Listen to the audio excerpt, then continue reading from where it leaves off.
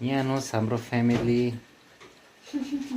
मान्छेलाई भन्दा पहिला उहाँहरूलाई खाना दिएर मात्रै हामी खान्छौँ। एउटा म्याडम प्रिन्सी म्याडम ठुस्केको खाना दिइरहेछ तर बट नखाएको हो, उसको सन्तान नभएर। एउटा यो चाहिँ घरको क्विन हो, यो क्विनलाई चाहिँ बेडमै दिनुपर्छ। यो पाहुना हो, पल्लो घरको बङ्कु, बेला बेला आउँछ। यो चाहिँ भर्खर म्याडम हो, म्याडमको दुईवटा नानीहरू छ, दुईवटा छोरी।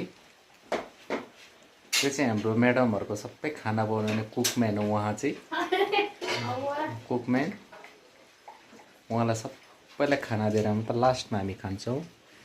उहाँ चाहिँ पुरा ठुस्किरहेको छ उहाँको साथी नभएर, खै खाना पनि खाँदैन।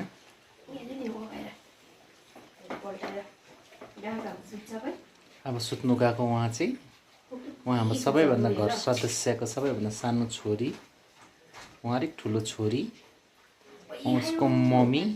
उहाँ चाहिँ निकै टाइम पुगिसक्यो, उसको चाहिँ अब रचना पञ्चायत घरमा लागेर भत्ता एड गरिदिएको छ। उहाँ चाहिँ बङ्कु, उहाँ चाहिँ गेस्ट हो, बेला बेला इन्भेस्टिगेसनमा आउँछ। उसको पनि के पो भन्छ त्यो उयोलाई, त्यस्तो भएकोलाई इङ्ग्लिसबाट,